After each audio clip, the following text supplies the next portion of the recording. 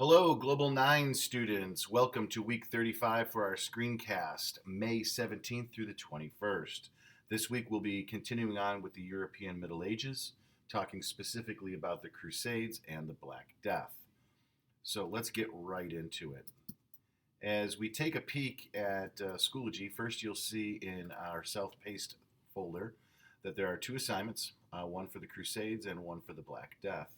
As you click into the Crusades, please note that there is some good information regarding how things were set up and what the real fight was all about, the purpose. It was the Europeans that understood that the Holy Land was not in control of by Christians. The Muslims had taken over, and the Islamic Empire had moved into this area. And by 1095, there's going to be the Pope, Pope Urban II, is going to call on Europeans to fight God's war. And we could see them wearing even crosses on their front of their chest as they are preparing. And lots of different kings would finance these crusades to find peace with God and favor with God so that they too will make it to heaven. But along the way here, let's take a quick look at the assignment itself. A lot of times the Crusades are called Europe's greatest failure. The Europeans will fail miserably, spoiler alert. However, their great thing about their failure was not so much that they lost a lot of people and they never really took back the Holy Land, but people got moving off the medieval manners. They got moving away from the kingdoms, and this would result in lots of cultural diffusion.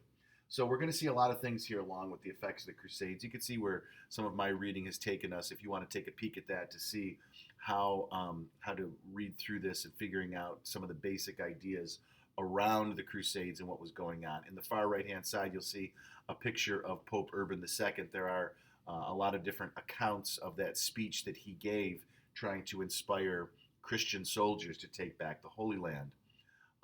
But again, the effects would be vast. The church is going to continue to grow in strength. The power of the papacy, the Pope itself, is going to be quite extraordinary. They will become the single largest land-owning group in Europe. But commerce is a great word to talk about with economics. We are going to see a lot of economic changes here with supplies and of shipbuilding, the demand in the marketplace for silks and stones and spices is going to be a big thing that you'll see in world history that's going to come about. So there's a lot of things that as people learn of the new items, they're going to want to have them. So there's going to be a lot of supply-demand issues.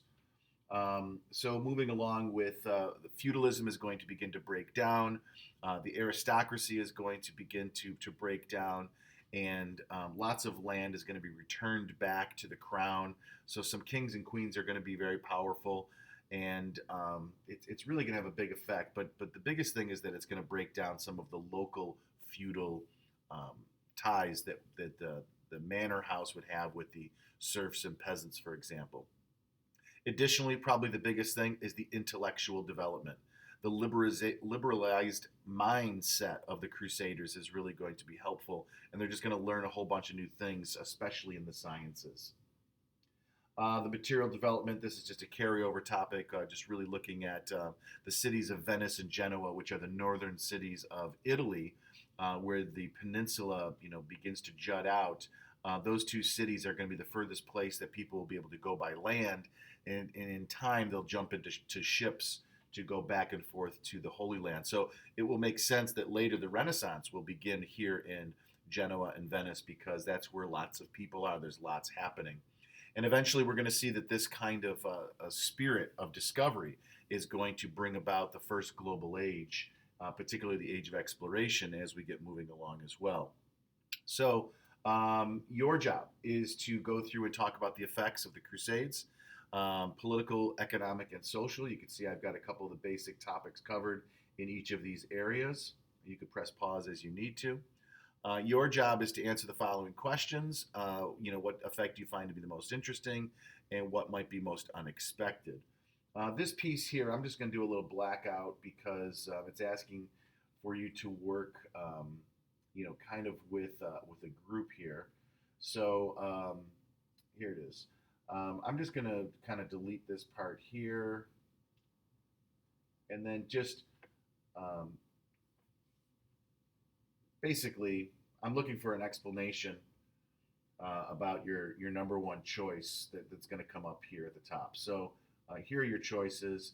You don't have to fill in anything here, but I'm asking, excuse me, I'm asking that you fill in this box here with, the most significant effect of the Crusades.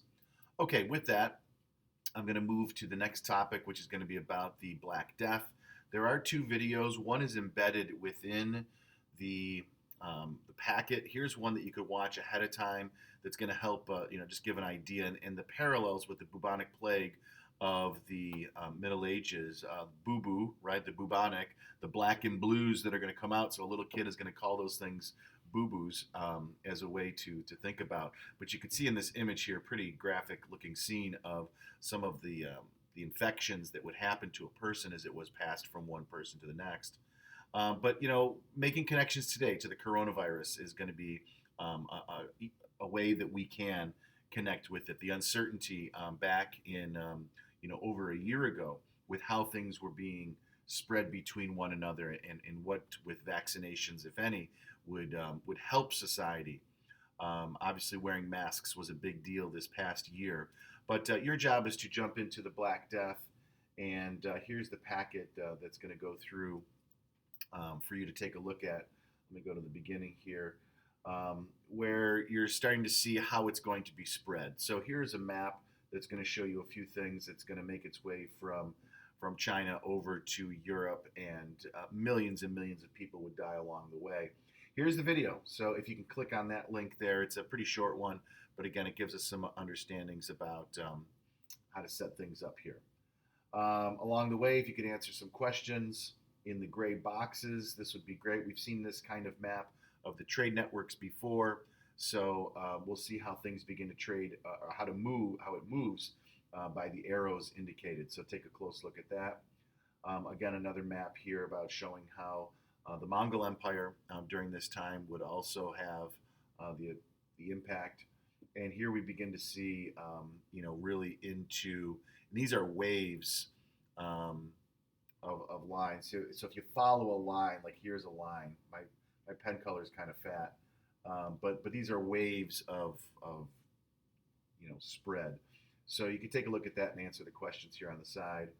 And then lastly, and this is going to be interesting, and I think it'll be interesting as well as we move further away from the coronavirus of 2019, 2020, is how we see firsthand descriptions, right? So, how are things going to be put into history? So here is a version. Read through it. Consider, who wrote it. Was it a primary or secondary source? Does that change things?